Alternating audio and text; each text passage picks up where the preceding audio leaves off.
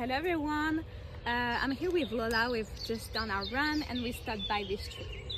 Its scientific name is Ricinus communis. Its family is Euphorbiaceae, and some other additional common names we can give to that plant are castor bean, castor oil plants, and the African wonder tree. So here are some interesting facts about the ricin plant and its toxicity. So firstly, the ricin plant is recognizable by its large palmate leaves, which looks like a little bit like weed, and also by its striking red or green spiky seed pods.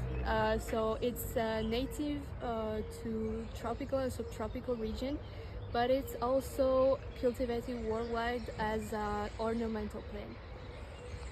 Every part of the plant is toxic. So ricin is the toxic principle of this plant. It comes from the Latin word ricinus, which means tick, because the seeds they resemble a lot like the ticks we can find in Europe. So what it does, ricin, is that it inhibits the protein synthesis, leading to the cell death, because without the protein, the cells they cannot function, they don't have a cellular structure, and so they end up dying, causing the cell death. The toxicity depends as well on if the seed has been chewed or crushed, because that's when the toxin is released. So in those cases, it would be a higher toxicity than in others, and as well as like general health status. This toxin is toxic to dogs, cats, and horses, essentially. The signs usually develop after 12 to 48 hours after ingestion. So first we have gastrointestinal signs. We have nausea, vomiting, diarrhea. As well, we have some oral irritation of the mouth and the throat, and as well some abdominal pain. As the disease gets more severe and severe, we can have some lining of the gastrointestinal tract, that shedding, making this bloody diarrhea. And as well for the central nervous system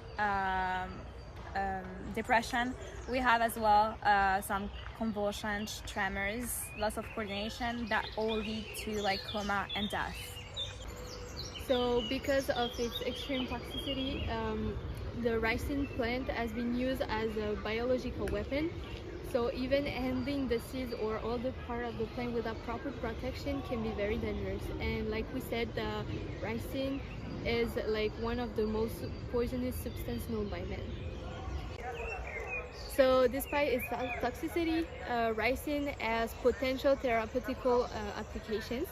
Like researchers are exploring its use in cancer treatment and as drug delivery system due to its ability to target specific cells. So like researchers are investigating ways to make the ricin less toxic while preserving its therapeutical properties. Okay, so for example, we have the ricin oil, also known as castor oil. So it's derived from the seed, and through a careful extraction process that remove all the toxic components. So the residue oil can be used it's safe and used as topical use, and it has been used for centuries in beauty and skincare routines. Thank you for listening. Bye.